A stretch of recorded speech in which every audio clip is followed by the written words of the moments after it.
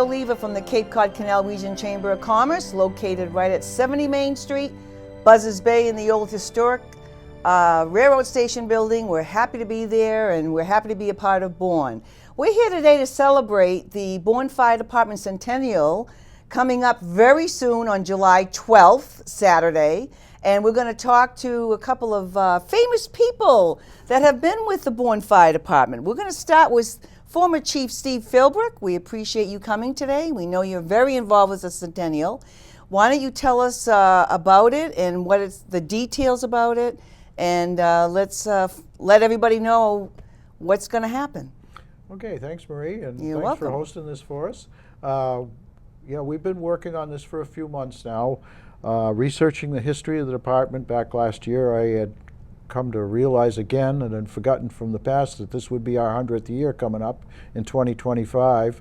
Back in the fall of 1924, a bunch of private citizens down in Sagamore got together and started working on some ideas for a real fire department in town. Before that, it was only a couple private organizations and some other minor ways to assist other people with fighting fires. They had a chief forest warden to do forest fires and conscript help, but no real fire department.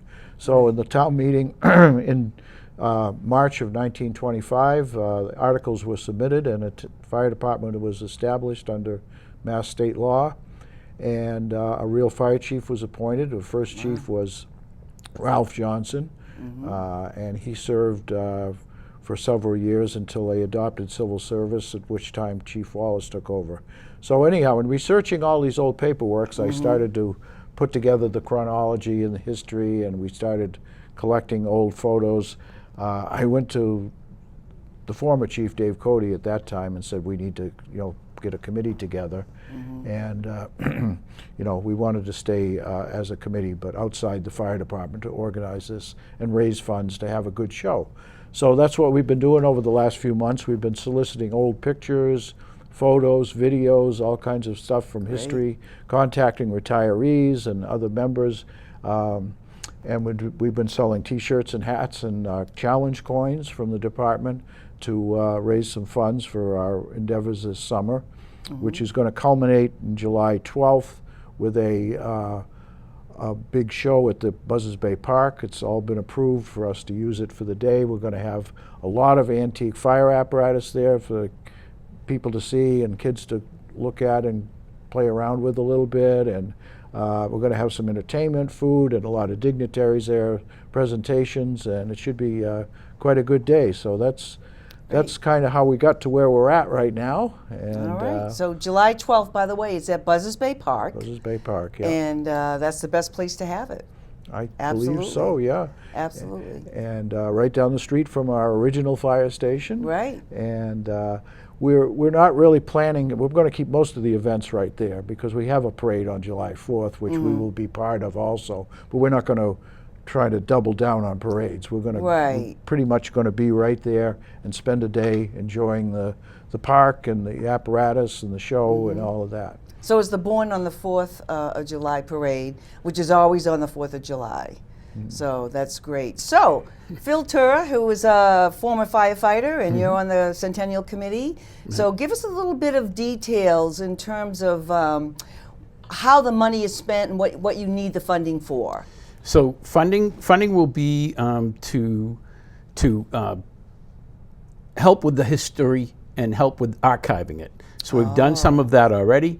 We've accumulated a number of photos, and if anybody has any photos, fire history photos from the town of Bourne, they can always contact us through our Facebook page or BFD Centennial at Gmail.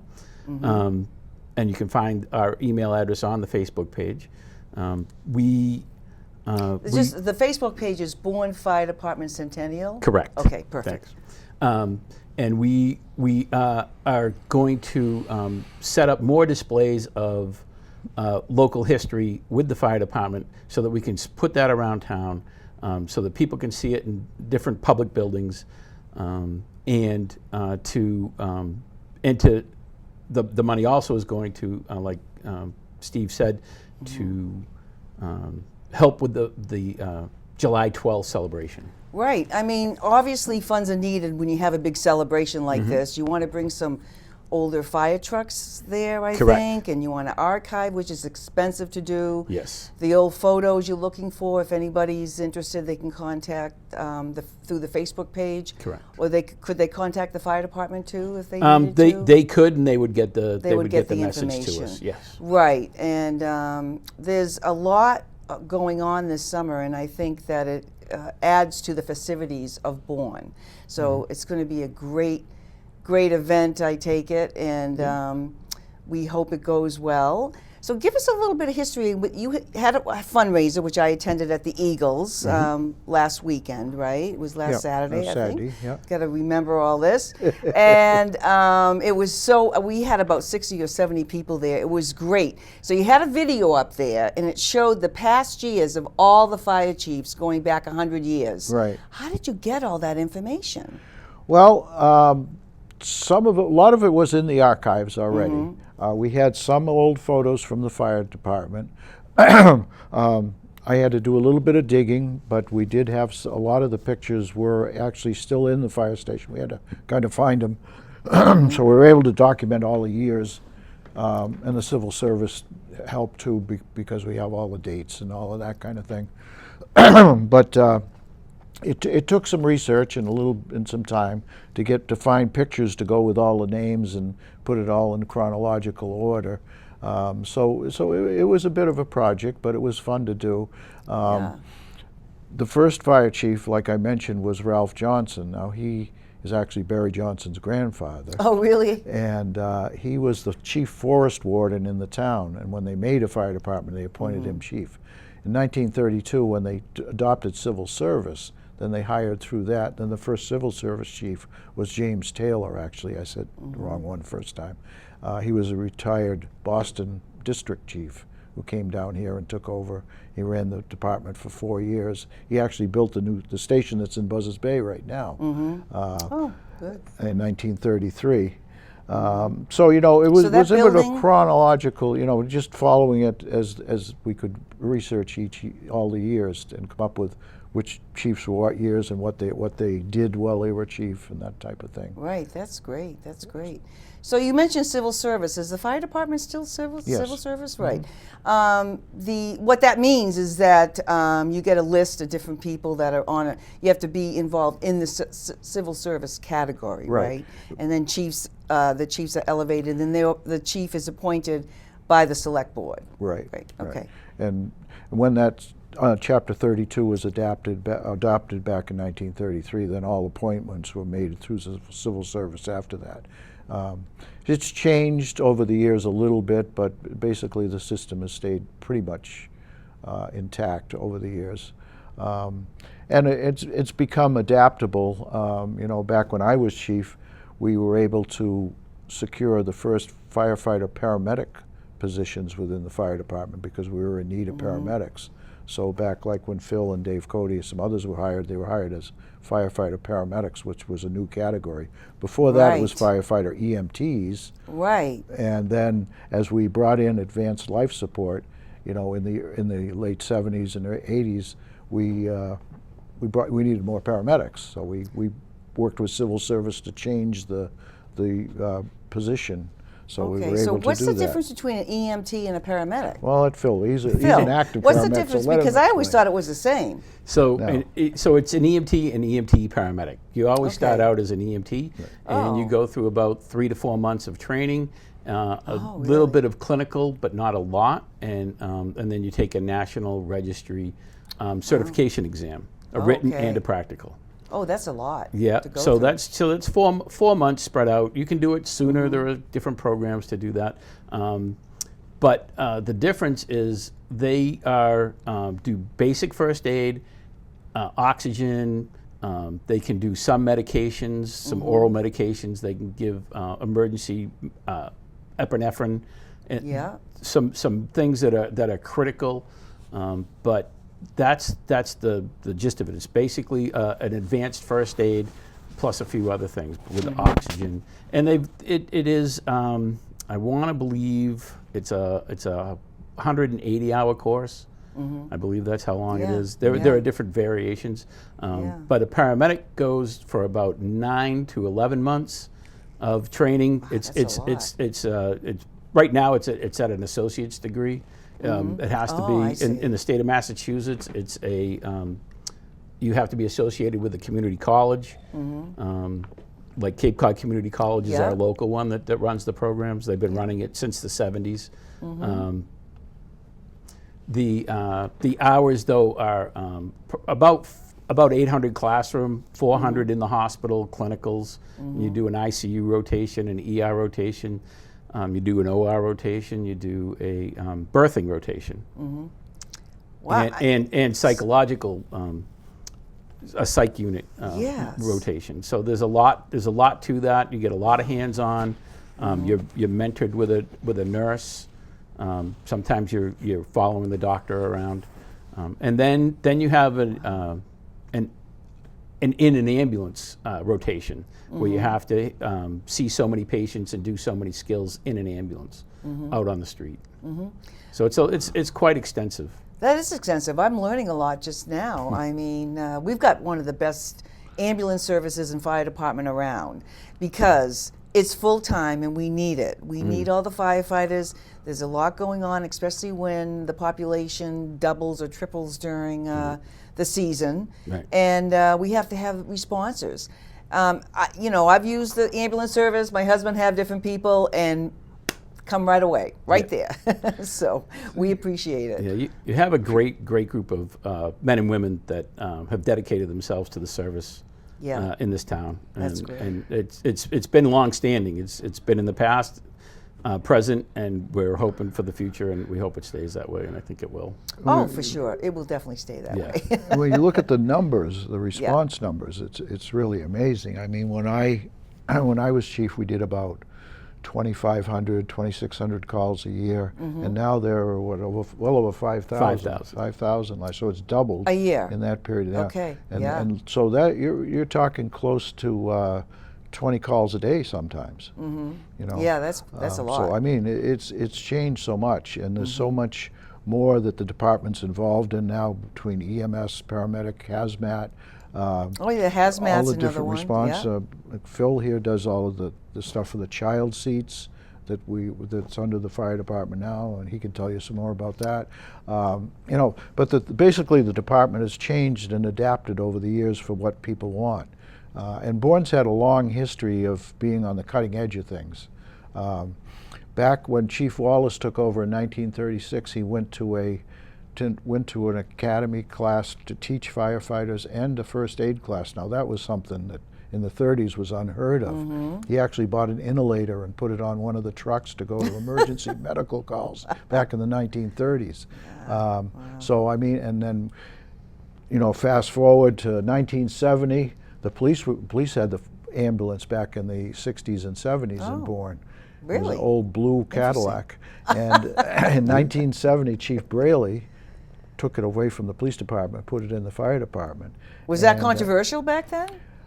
Well, the police didn't want it, and Oh, they didn't want it. Okay. it was a bit of a push into the fire department but back then there was no real EMTs, so to speak, not real official EMTs. So Yeah. it was more of a first aid thing.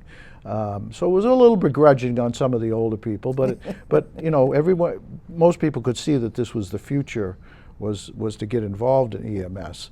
And we had the first paramedic class, I think in 1976. They had the first paramedic class on Cape Cod. Cape and Islands EMS was established. They had the first paramedics. We had two people in the first class. It was Charlie Kluber and Skip Reedy. They were the first certified paramedics in the town of Bourne. And every class after that, we tried to get one or two people in, so we gradually built up the numbers. But so we were a fully accredited ALS service by the late 70s, which is pretty good. We were way ahead of the rest of the state. Some of the towns on the Cape might have been a little bit further ahead than us, but we were on the cutting edge like we always have been here on the Cape. Great. You got a great historical knowledge of of things, especially going back to 1930s, right? That's you had to do a lot of research. For Well, you know, part of it's that. Part of the fact that, you know, my grandfather was the deputy chief on the department. He started in 1932 and worked till 1963.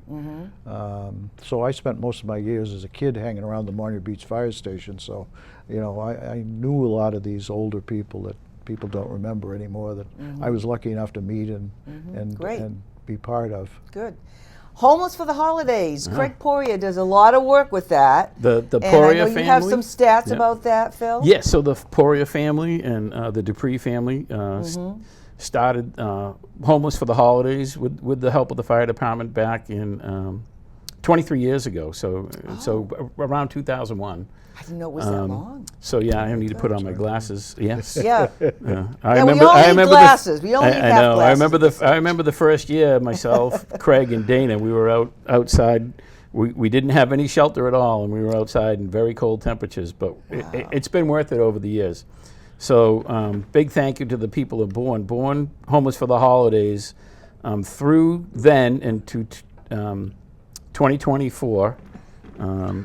Has collected 54,664 toys, 75,271 pounds of food, and $459,000 in cash. Oh my goodness, that is And that, quite something. The food and the toys are, the food goes to the Bourne Food Pantry. The toys are split up locally and regionally, and the money is split up between the food pantry and some other charities around for the holidays. Right. And Nonprofit. nonprofits Yep. that provide items for families in Sure. need, and then there's obviously some held back into the nonprofit for local startup and local needs. Absolutely. Absolutely. But regionally. Sorry. Oh, and actually, I can give you the 2024 stats. That would be good. Yeah. And for 2024, 2,121 toys, 4,000 pounds of food, and $37,000. Okay, Just so in 2024. just for 2024, Right. which usually you're at the Bay Motor Inn right on Main Street in Buzzards Bay. And Right. again, you're out there for about how many days? We're out there for 103 hours. Okay, All right. Usually Wednesday to Sunday, the Yeah. first week in December. okay. And not only Homeless for the Holidays started in Bourne, but has expanded. Yes, throughout the Cape, right? Right now, there's quite a list of towns, police and fire that have gotten together. Our police department comes out with us. A lot of other departments do, and I'll give you the list later.